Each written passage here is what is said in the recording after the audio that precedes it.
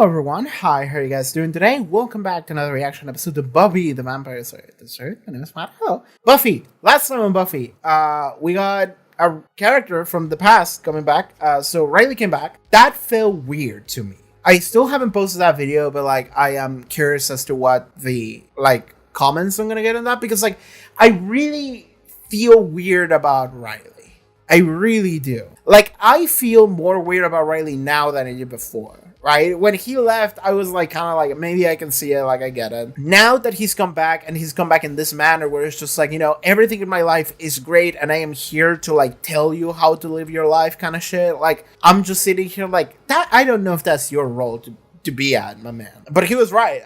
That's the weird part about it, is that he's not wrong. I just don't think that I should have been Riley the person that has this role in the season. But okay. Buffy utilizes that in order to be able to figure out her situation with Spike and kind of move on from that. In that Buffy decides, I am taking advantage of Spike in order to make myself feel better, because I don't want to think or worry about some of the shit that I am dealing with in life. And that means that I am abusing Spike, because I'm neglecting his actual needs and only utilizing him to fulfill mine. And the reason why I do that is because I am dehumanizing him as a person, because I don't see him as a person. She has consistently said Spike is not a person, he's a creature, he's a thing, he can't have feelings. And that justifies Buffy in her own mind to be able to do the shit that she's doing. But she feels bad enough about it that she's torturing herself about it. And then ultimately it culminates with her in the previous episode just going to Spike and being like, we're not going to do this anymore. And the reason why we're not doing this anymore is because I am taking advantage of you. And that is not fair to you. William, I'm sorry. I'm sorry for doing what I've been doing to you. You deserve better. I don't remember if she exactly said those words. I don't think she did. She did use his name, but it cracked Spike's brain in a specific way where that is the thing that he's been wanting his entire life. For people to respect him and to treat him fairly. Which is not something he was ever afforded in life, and it is not something that he was ever afforded in vampirism either. So he's developed this weird thing where he's seeking companionship through obsession, but that is not ultimately what he wants, which is, you can see it in the moments where Spike wants people to know that he's dating Buffy, because he wants this to be real. He wants the relationship to be solid, because he actually cares about having a solid relationship. It's not just about the sex or the desire. It's no. He wants something that's actually real, which Buffy doesn't. And he keeps entertaining Buffy coming to him because he actually wants Buffy, but he wants it to go further. Whereas Buffy doesn't. For Buffy, this is purely for pleasure. And it has to break his brain because she is, in the same breath that she is denying him of the contact, she's also kind of giving him for the first time respect for his own desires and what he feels. Is I am breaking your heart by doing what I do, and that is not fair to you. And you will let me do it because it's the closest thing that you're gonna get to the real thing. And I know that you're not gonna be able to say no, which is why I keep coming back to you. Because it's something that to me makes me feel better, but that is not fair to you. And in doing so, she's for the first time actually giving him the respect that he always wanted, which is, it's fascinating to me. It's the craziest character development we have had the entire show, to me. I'm really curious as to where that's gonna go for Spike specifically. For Buffy, it feels nice character growth, but for Spike, I'm where do you go from that? Because I don't even know if Spike understands how that fucked him. I understand how deeply it fucked them because of all of the layers of characterization that we have gotten from Spike that I keep in my mind. I don't know if Spike has that understanding of himself, which is why I find it fascinating moving forward of what is gonna happen here with Spike. So I'm really curious as to where this is going to go now. There's also some stuff with Dawn, but it seems to be getting better. That was mostly 2 episodes ago. Sandra and Anya, they realize that their wedding is not the relationship. So fuck the wedding. Who cares? It might be the worst thing in the world. I'm just realizing this might be the wedding episode because they said wedding is next week. So yeah, this might be the wedding episode. Last episode, it felt like everybody was doing a little better. Everyone, it feels like everybody is, because of Riley's a weird thing. But like, yeah, Willow is also just like, Tara is talking to me now sometimes, like I can call her and she's going to reply. So like, we're friends now. And it's like, oh man, like, I'm so happy about it. So yeah, everything seems to be looking a little up for this season, which is crazy because I feel like generally speaking, seasons go in a sense of like they're okay, and then they're like, and then around this time is when everything goes to shit. But it seems like for season 6, it's like everything starts at rock bottom and gets worse, and then things are looking up a little bit. Like that's how it feels like to me. So yeah, I think we should just begin. Yeah. So, Patreon, check out the Patreon link in the description below, up on the screen. You can support the channel. You can watch the next 2 episode reactions already, as well as indie watchalogs and full-length reactions to Buffy. Yeah, let's begin. Buffy the Vampire Slayer, Season 6, Episode 16. Let's go. Buffy, it's hideous. What are we looking at? I know. I'm Buffy the bridesmaid. Oh. It's so weird at the bottom. What was she thinking? What is going on to be thinking right now. with the sleeve situation? On Willow specifically. I just can't believe everyone bought that story about Anya's people being circus folk. And Xander's family. Did you see how much they drank? Mr. Harris threw up in my purse. You guys look so beautiful. They're like, okay, do it for her. Little metal deals hold my sleeves together. Oh, you don't want those. What you really want is Velcro. Rory, what you doing there? Watch it, it's still plugged in.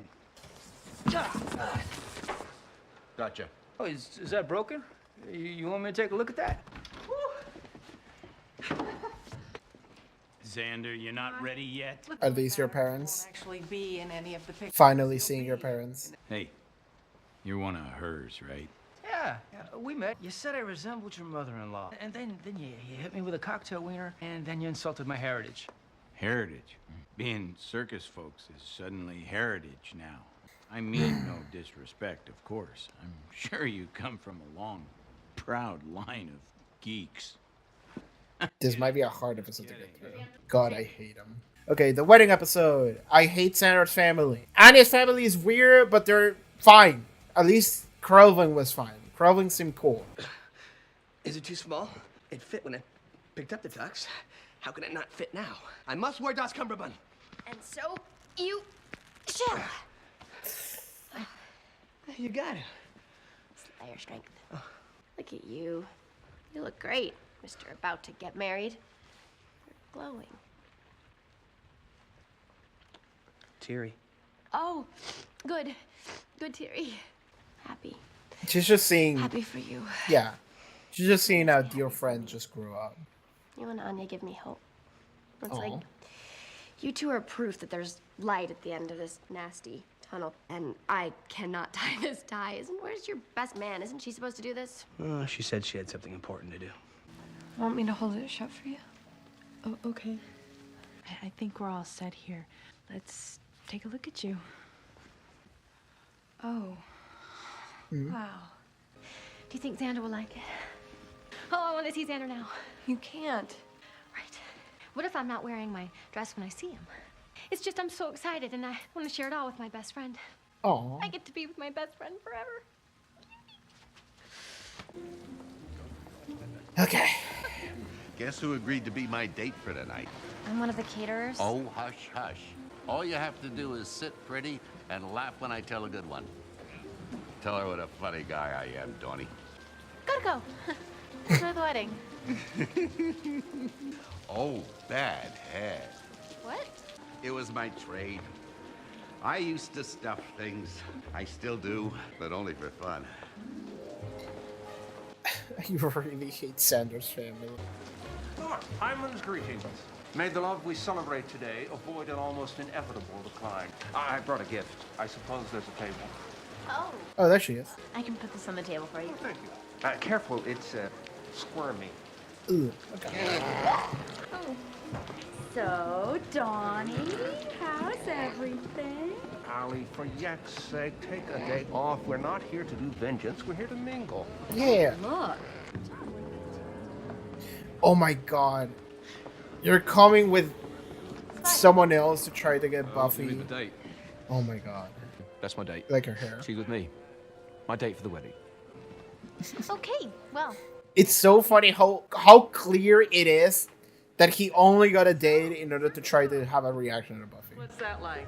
Got you, your friend, the fellow. Oh, this guy again. What was his name? No, the Harrises are very broad-minded. We're Episcopalians. Till death Clem. do It us. was Clem. That's what cracks me up. Oh my god. He's so clearly like the worst person you've ever known. How do I look? I'd say you look like you're ready to get married. Let's go over the list one more time. Number 1. Don't let your dad near the bar. Check. He's already at the bar. hey Buffy, Spike's here and he brought a total skank. Spike brought a date. Guys, I better go meet and greet. Just go ahead. Let's not get distracted by the Spike thing. Oh boy.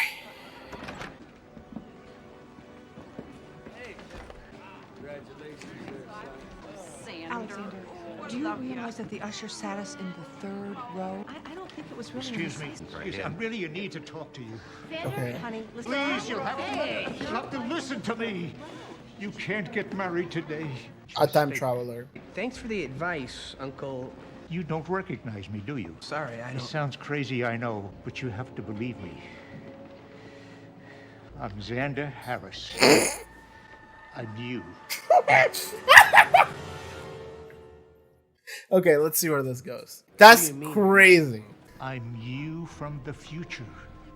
I watch enough time travel media to like see the signs, by the way.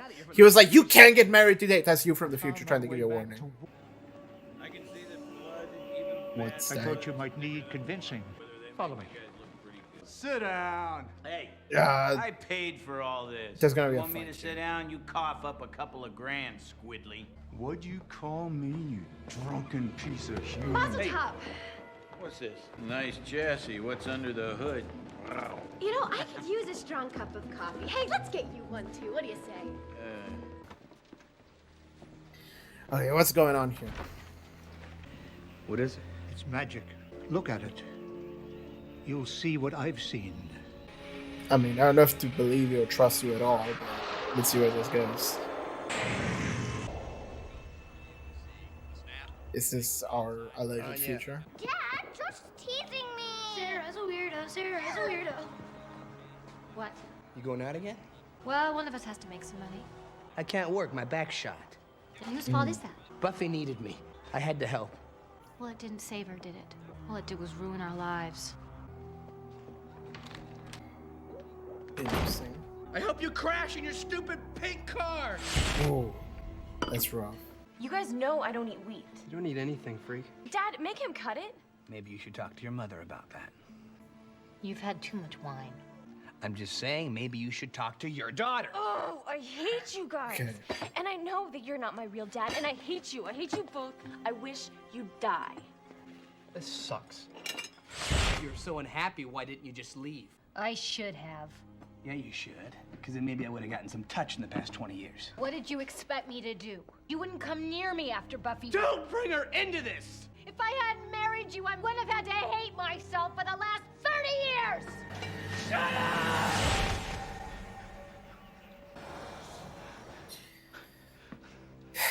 Sure. I'm so sorry. What was that? A glimpse of your future. Is she okay? What did I do? Listen, it doesn't have to go like this. But You'll hurt her less today than you will later. Believe me. Okay. Like, let's say we believe him. Even then, if the future can be changed, you could just change it so things don't go as bad, but you still marry each other, you know? You can be a better partner. You can be less of a helper to Buffy. Or maybe you can help Buffy in different ways, you know? Like, there's a lot of things you can change in order to make things better if things can be changed. But older Xander believes fundamentally that he's the one that fucked things up because of his guilt. Meet my friend. Okay, let's focus on the Spike thing now. Not yet. But she seems like a very nice attempt at making me jealous. Yeah, that's exactly what she is. It doesn't change anything. But if you're wildly curious, yeah, it hurts. I'm sorry. Well, you're doing it. Good. You want us to go? No, you have every right to be here. I pretty much deserve. That's not true. You... Oh, that's fascinating. I deserve you. Yeah, I deserve you to kind of hurt me in this way. And then it's like, no, you don't. But I am the one that's doing it. But like, Your place? That was the idea. Evil. Of course. I'll just go. Give my best or whatever. Happy couple. I will. It's nice to watch you be happy. I don't see it a lot. You glow. I hope she's not pregnant. I already seen a vampire impregnate someone. I'll say this for the Y chromosome. Looks good in a tox. Well, your double X's don't look too bad there either. It's a good thing I realized I was gay, otherwise, hey, you, me, and 4 more. Do you know how much I love you? About half as much as I love you. You ready for the long walk? Yeah, just give me a sec. I want to work on my vows. Take your time. It's not like we can start the wedding without you.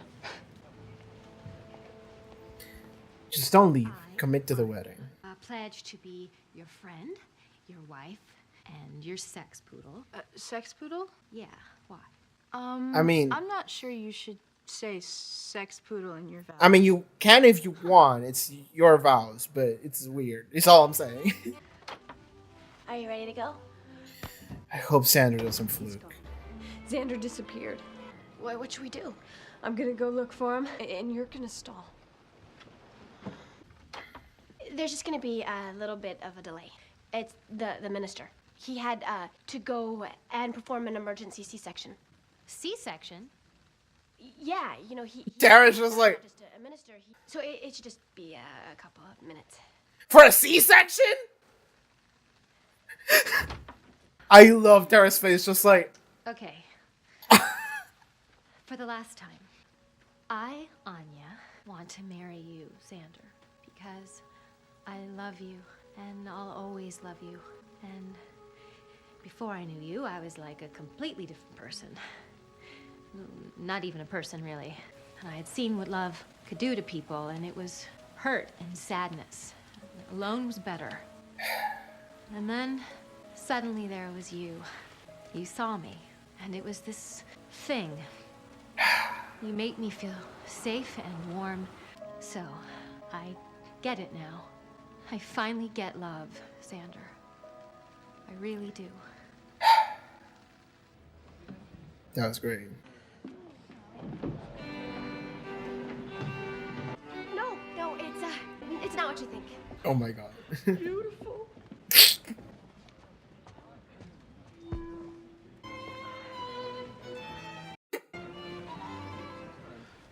Just keep playing. Of course, he's gonna start trouble. I mean, I am sorry. But what the hell was that minister thinking? Delivering a baby on my special day? Totally rude of him and the mother. I mean, why couldn't he have just told her to hold it? Give me a double jack. Of course. It's that Anya. I know it. I am worried about Anya. Oh, sure. Of course you are. Oh, Alfred. You know I love all my demons equally. Oh. So, who here's from out of town? Are we doing improv comedy? My family is worse. I guess they're all messed up. Yeah, everybody's pretty lame. Jeez, what is the holdup? Nobody knows this, but the groom, he took off and no one can find him. She heard it. What? What do you mean Xander's missing? Yeah, a commotion. Everybody heard it. Xander is playing a joke. It's like one time I had this ape suit. Oh, and I great. put it on. Another Harris family Okay. joke. Here comes the family civil war. Drinking is the only way I can dull the pain of looking at your ugly face. That's it! Oh my god. You were talking to Xander right before he left. If you said something to make him leave... You what? Haven't changed a bit. Still as vindictive as ever. Oh. Do I know you? Yes, you. You don't recognize me, Anya? I'm not the man I used to be. Xander, Where is he? Tell me, old man. You tell me why he left. He left because of you. I didn't do anything. What about this? Okay.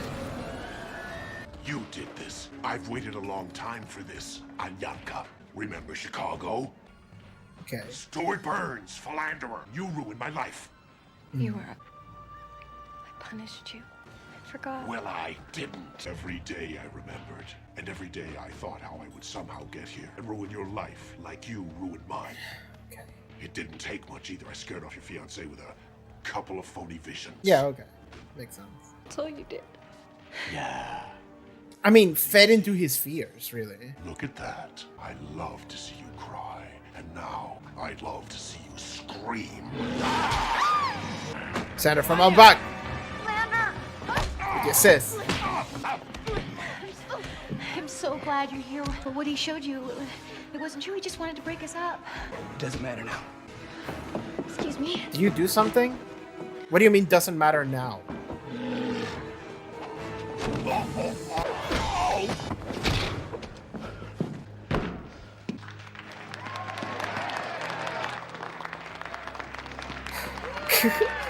Everybody's like, hell yeah. Hey, it's okay. It's all over now. He He's did? dead and it was just What's smoke going and on? mirrors. Let's get married. I'm not ready. I can't, hon. I'm sorry. It wasn't real. I know it wasn't real. But it your could fear. Yeah, you still have that fear in you. What was it? Was it about me? Because he wanted you to hate me, Xander. It wasn't you I was hating. I had these thoughts and fears before this. Look, you're just shaken up. Okay? You just calm down and we'll start over, okay? We can't start over. No?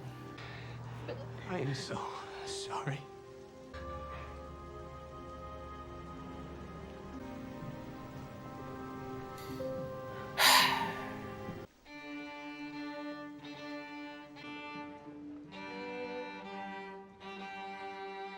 How horrible can this be? Like, literally left her at the altar. Just fucking gone. Should we do something for her? She wants to be alone.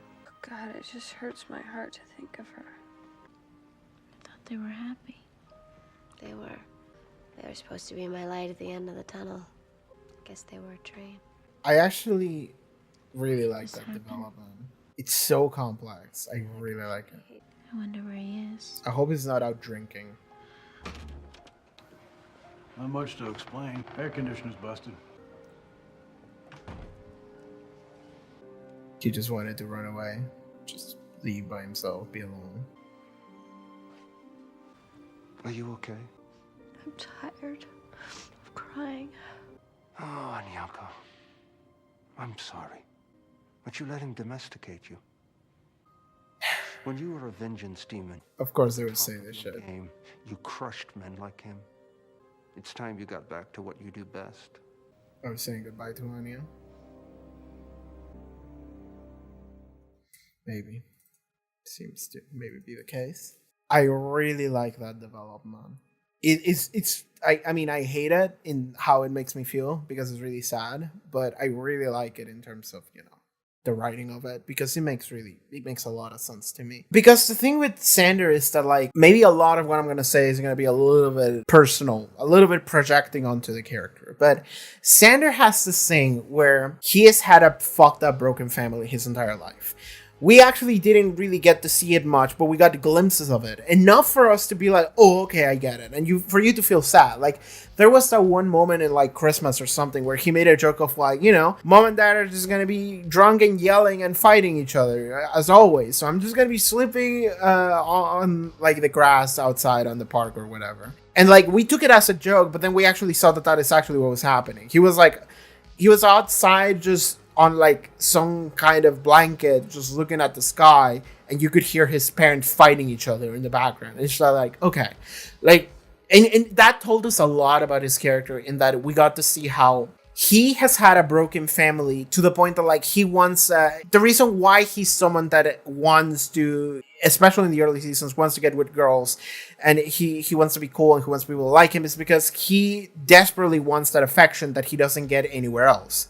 Not only that, he wants that affection from someone else, especially a girl, that can like save him and help him out. Because that's the way he sees it. Because he's victim to this like toxic household that he's that can't help him out. Then in something like Restless, I remember I did a little bit of a dive into like some stuff like toxic masculinity in Restless. In something like the Principal Snyder said. Like I don't remember what it was, but it was this thing where like something that he was saying during Sanders' segment in Restless really made me go into something like toxic masculinity and how he saw himself and like something that he should perform, but he wasn't prepared for it. And we just still like throw him out there in order to do it. And now he's just really trying to make shit work, but he's also getting distracted. Like, okay, moving into the relationship with Sandra and Anya. And it's something that like for a while I was sitting here thinking like, I don't know if it's gonna work. I don't know if they're doing things right. But then at the same time, that's a relationship. How is it gonna develop? Like it's still something that I'm on the fence about. So much so that up to this point, I'm like, I don't know. But then in this episode, it all finally comes together in such a perfect sense. Because this alleged time traveler guy shows up. And I like that immediately I was like, is future Sander, is a time traveler. Because like I watch, like I know enough time travel media, which is, I would say is probably my favorite, like little flavors to throw into stories, is time travel. There's so much there to play with that I actually really like. But this guy shows up and he's like, you have to listen to me. You have to come with. I'm just like, okay, that's Sander from the future coming in here to stop him from making a horrible mistake. So like, that's what I'm thinking. But then immediately I'm also thinking like, but that's not real. Like that, I don't think that's going to be the case. That sounds like a crazy thing for the show to do, for that to be a development, because the moment you introduce that, I feel like you're introducing an angle of like in the future, like we're gonna expect, or we should always ask the question of why didn't a character show up to stop us from making a mistake in the future? You know, like why didn't a character from 20 years in the future show up to tell us not to do that? You know, like it's like, I don't think the show wants to do that. I don't think the show wants to do time travel in that way. So I think like, I don't think that's Sander. And in fact, like, and even if it is, I'm thinking like, okay, Sander's gonna come back at the end and he's gonna be like I saw that doomed future that he showed me and I'm gonna make a better future. You know, we're still gonna get married and I'm gonna be better. I'm gonna be a better partner. Instead, it's the opposite. It's Sander realizes that dude was fake. Sander realizes that those visions he saw were not real, but his fear is. His fear is real because Sander has unresolved issues. I love that because it's the thing of like, what Sander's trying to do is that Sander's trying to run away from his issues. Sander is trying to run away by getting into a relationship, by getting married. It's just like, I love this person. This person's going to make me happy. I'm going to be happy and I'm going to be better, and etc., etc. But you haven't moved on from your problems in the sense that like you haven't solved them. Sander is still afraid of the fact that he might be a terrible partner. Sander is still afraid of the fact that he might become abusive, he might become a drunkard, because he continues to see his father in front of him and how he's treating his mom and how he's treating everybody, really, because that guy sucks. And Sander doesn't see himself as someone that's different from him. He sees himself for like what he could become, and he's not ready to commit himself to take that leap that is marriage, with that fear like looming on top of him. He's just like, no, I am afraid of what I could do in the future, and I don't want to do that. I am afraid for you. I don't want to hurt you. So I don't want to do this. Like, I'm not ready for marriage. And I like that he said I'm not ready.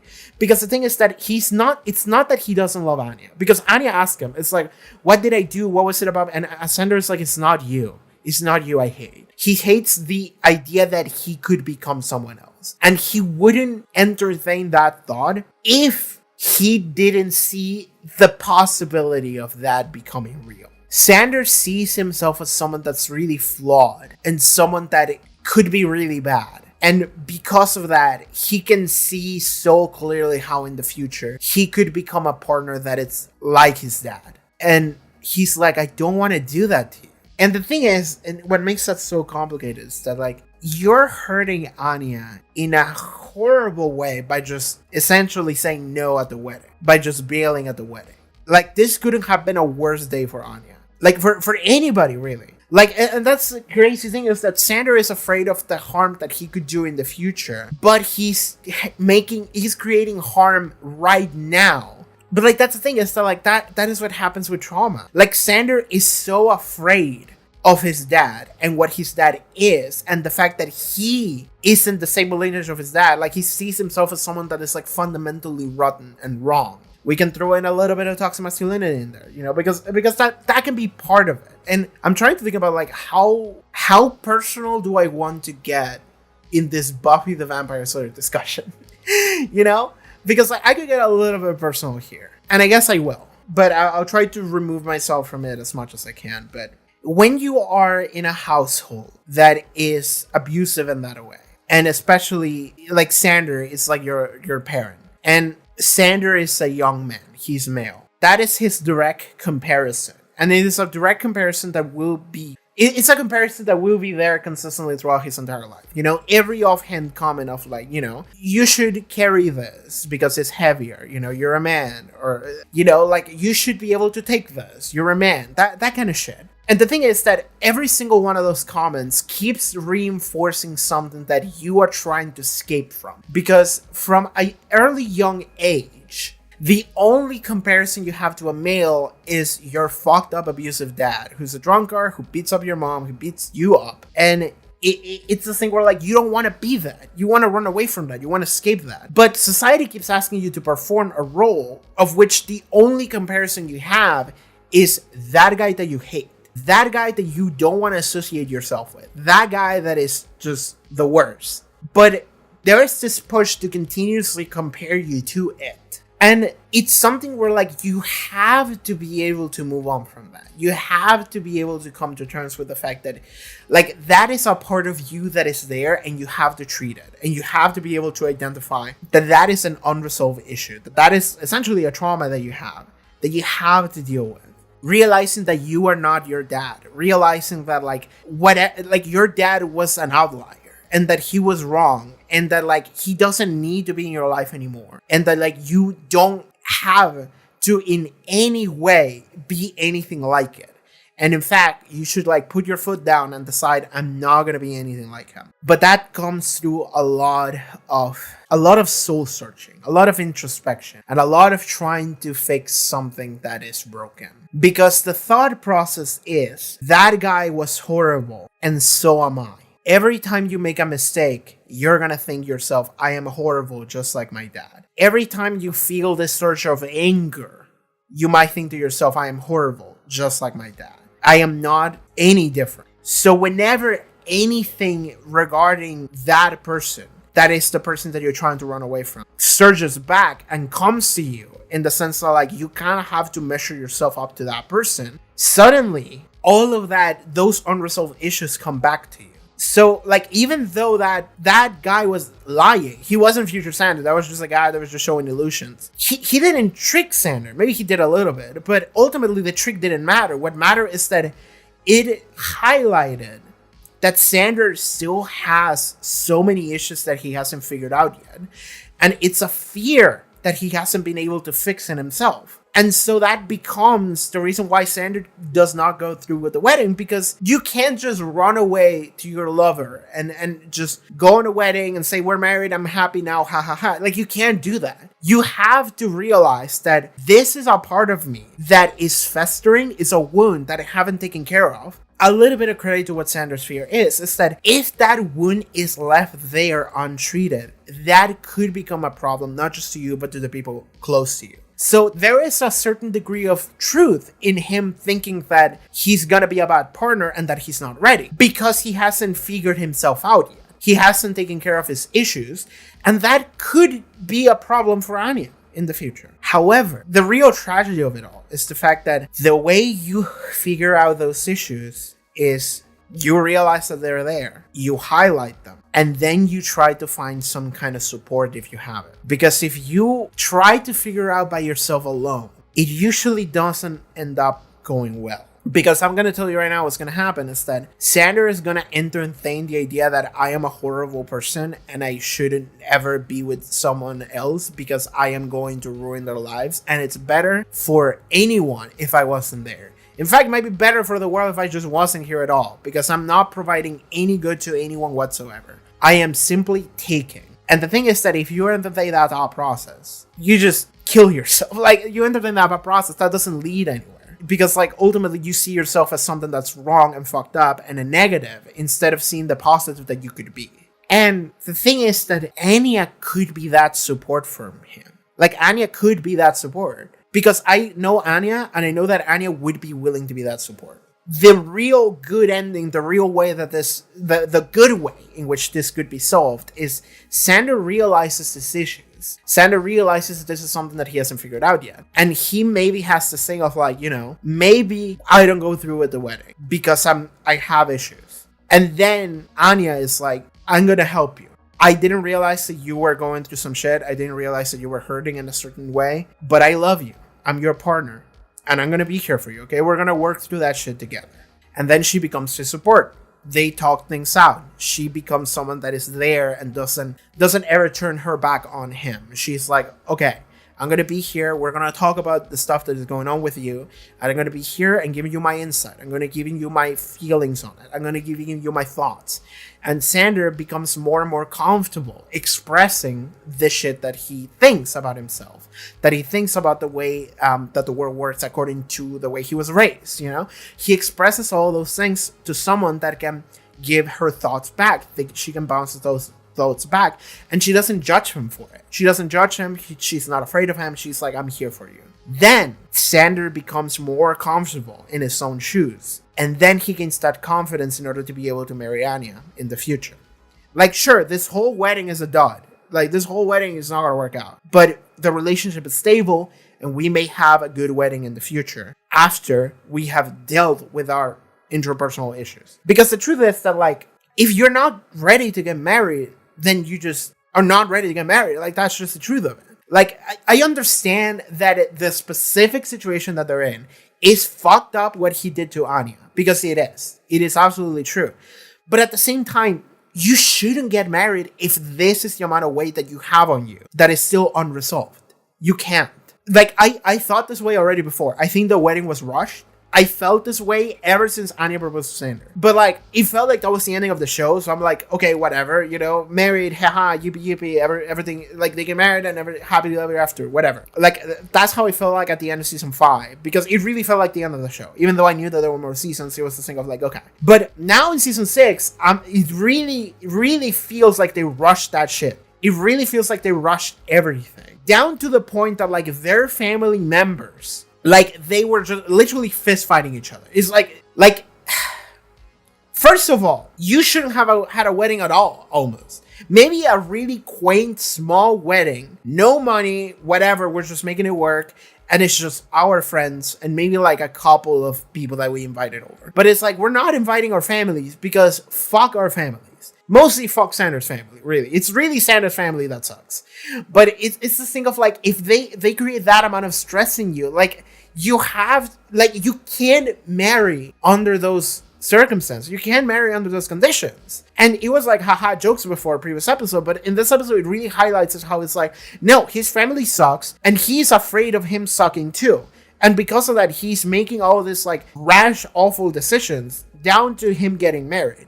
Because the fact that he decided to go through with the wedding, maybe it was a little bit of him being like, I'm just going to hope for the best. I'm going to put my old life behind me and I'm going to be better. That's not a wrong thing to think. That is actually the right decision. But whenever dad shows up, that fear really comes through. That fear really comes back up. And he can't do it. He paralyzes. And, like, I can't really blame him for it either. And I know that some people in the comment section are really going to blame him for it. And, like, I can't really blame you for blaming him either.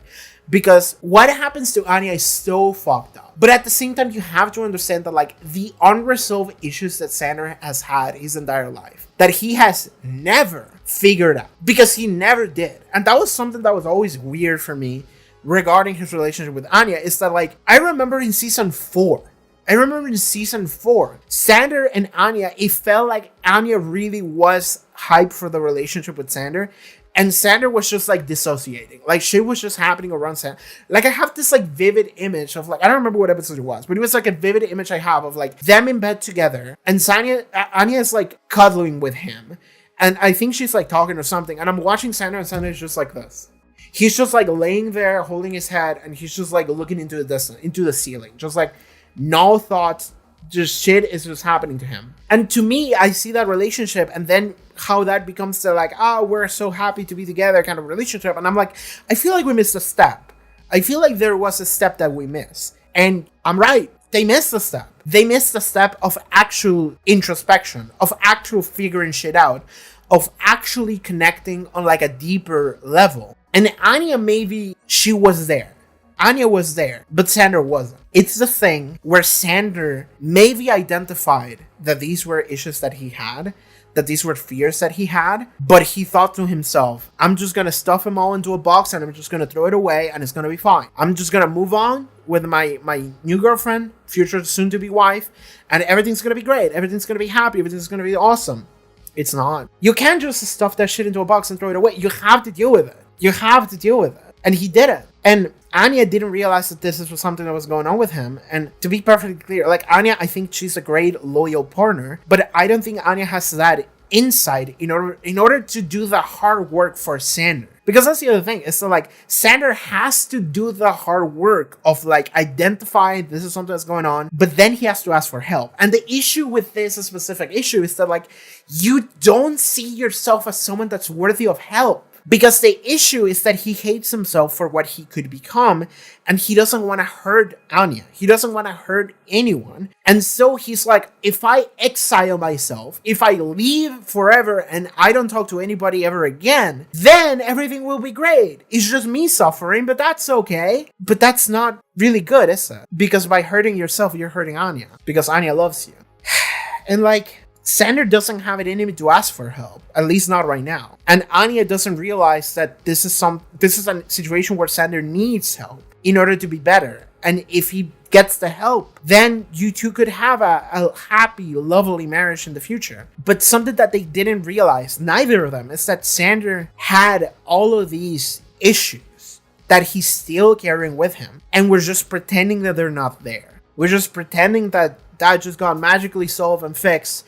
Now that I have a loving relationship, everything's peaches. 10 out of 10. I don't have to worry about anything. But like, no. You have so much fear and baggage and trauma that is core to your person. Because that is the environment that you were raised in. That is what your life was. Up until you moved a year ago. So for like the first 20 years of your life, there is so much unresolved shit that you have to deal with. And he didn't. Anya didn't realize that was going on either. She was just happy. And Sander was like, oh, okay, it feels like everything's going great. So yeah, I'm just going to move on with my life and everything's going to be great. Haha, but like, no. There's shit you have to figure out for yourself. And if you don't figure that shit out, that's going to come back to bite you. And it's going to come back to hurt those close to you. And it came back in this episode to hurt Anya by leaving the wedding when he did. And I feel really bad for Anya because like I'm listening to Anya's vows and I'm sitting here like, Anya's so good. She's so good. Like Anya can be quirky and she can be funny and she can say some weird capitalistic shit or maybe patriotic shit that like it feels so bad, but it's like she's saying it as a joke. It's fine.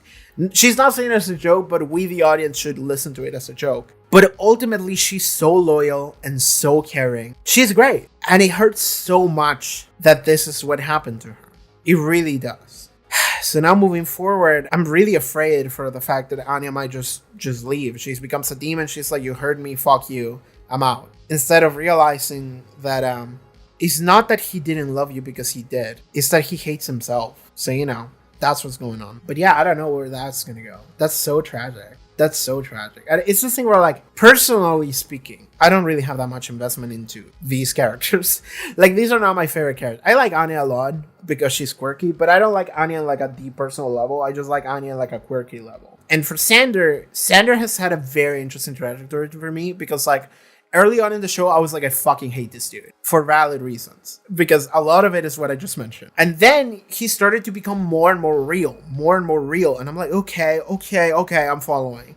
And it became this thing of like, this is a very interesting character because of the complexity of him that is being developed well beneath the surface, you know? A lot of what's going on with Sander is something that you kind of have to imply, something that you kind of have to garner from the little bits that you get. Sometimes it's a little bit more overt, such as in Restless, but sometimes it's a little nuggets that you kind of have to figure out. And that explains a lot of his person. And I think some of it might have been retroactively. It's just like, yeah, Sander's still like jokey, pervy guy, haha, in season 1, but that's because of the like insane level of affection that he wants to have, but he doesn't have any place where he can perceive that he could get it. So he's trying to get it in this way, but also he's performing masculinity in the only way that he ever saw it, which is this like deeply abusive, misogynistic thing that his dad is doing, but he's trying to not be that in the worst way, but he's still partially performing it because like what else does he have? Like that's all that he has learned in his life. So it's like, okay, like so much of that comes through. And I love that it all culminates in this fucking wedding episode. I love that it makes perfect sense. Just in the way that like the Buffy shit and the Willow shit, like the Willow shit, like I was talking about Willow about the like magic that strokes kind of shit that happened this season. And I remember I read a comment from someone being like, it makes perfect sense that this happened to Willow. And I'm like, it does. Like, I'm not saying that it doesn't. I think it does. It makes perfect sense based on the person that we have seen Willow develop as, gain that confidence and gain that tendency to shortcut through her problems through magic. It makes perfect sense for Sander to bail out of the wedding because he's scared and he hates himself. Because he does. He never resolved those issues that he has had. And it comes in this moment of heightened emotion of like, I can't do it. I feel like I'm going to be making a horrible mistake for you. And I don't want to hurt you. Because I can't possibly see myself as a good partner. I can't possibly see myself as a good husband. Because I don't know what that is. I'm just going to be making the same mistakes my dad does because like that's all I learned. So it's better for you if I just leave. Because he genuinely thinks he's making the right choice there. And it's not. The right choice would be to go through with it. But then talk to your partner and say like I have these things that I have to figure out and I need your help. And then you go through it together because she's willing to help you. But that's not what happened. And that's tragic.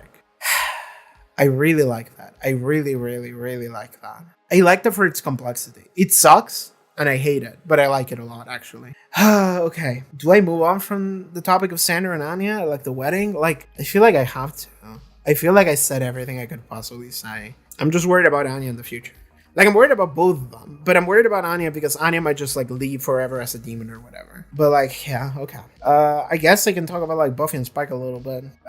Because Spike came in with, someone to make Buffy jealous, and it's so clear that's what he was doing, like to everybody. And then Buffy approaches him and it's like, okay, you heard me. And then Spike is like, I'm sorry. Like it's so crazy how that relationship works because Spike wants to be with Buffy, so he comes with someone to make Buffy jealous, and that's like the whole point because that's the way Spike sees the world because he's a vampire. That's how Spike thinks about it. It's like, oh, I'm gonna do some fucked up shit in order to get what I want. But then Buffy's like, you're hurting me, so it's working. And then Spike is like, oh, I'm sorry, I'm gonna leave. I don't want to hurt you anymore.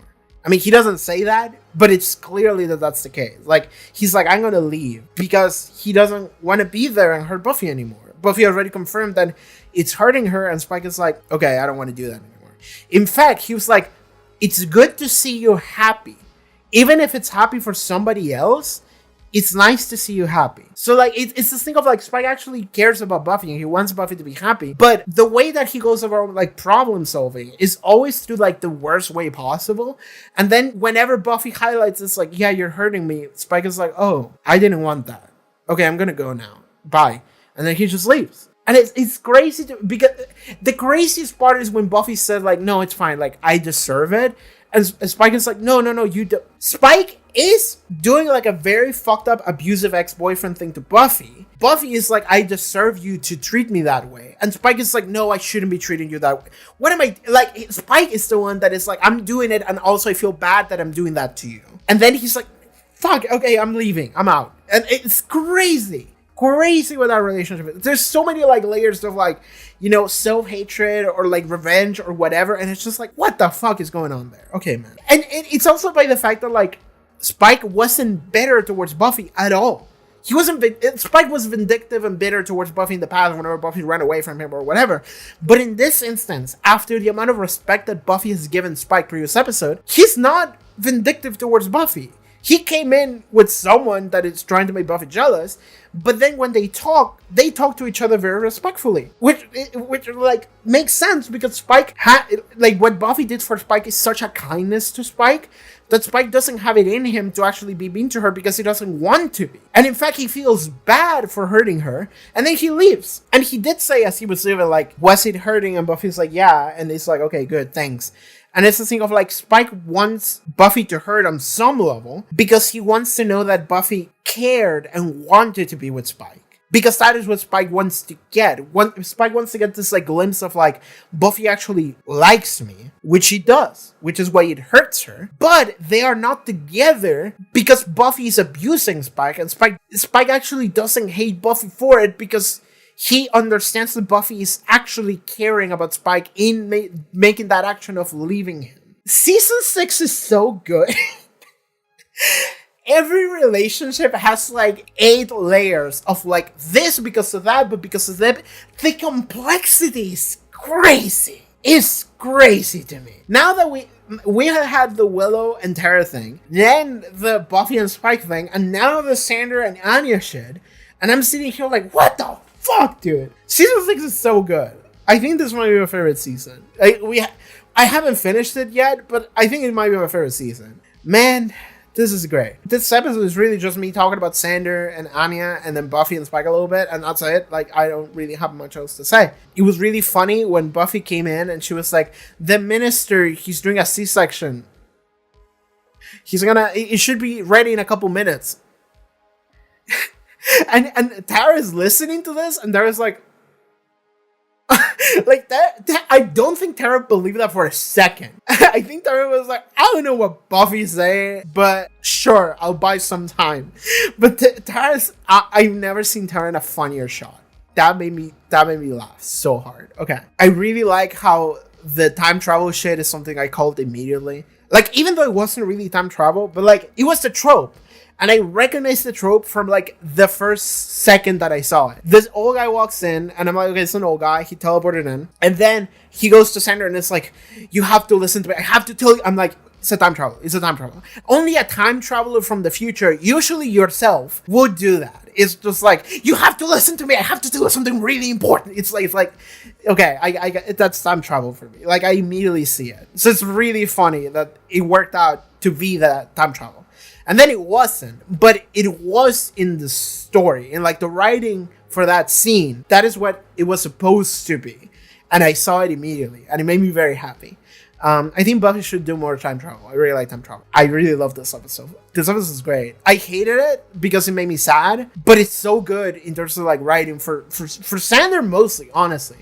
Because like the entire, I don't know if I ever said it, but the entire time with Xander and the relationship with Anya, I'm sitting here thinking like, okay, it seems to be going well now, but I don't know if Xander ever resolved a lot of the shit that he has had to deal with. It felt weird that we just moved on and Xander is like good now. And I'm like, we did have that episode. We did have the one episode in season 5. I don't remember the name of the episode, but it was the episode where we got a second Xander. And it was actually 2 halves of the same Xander. And that seemed to do wonders for his self-confidence. But that doesn't solve your life issues, man. That doesn't solve all of the baggage that you have with you. It's not just like one supernatural encounter that just fixes everything up for you. It doesn't work like that. So I really like that this is the direction it went. I think it's really cool. So yeah, that's going to be it for this video. Hope you guys enjoyed it. Yeah. That's it. Bye, everybody. Take care. But if you would like to watch the next couple episode reactions as well as full-length reactions and watch alongs, you can do so over at the Patreon. You can support the channel. Check out the links from below, up on the screen. Also, there's cool stuff that I do. See you guys next time. Take care, everybody. Bye-bye.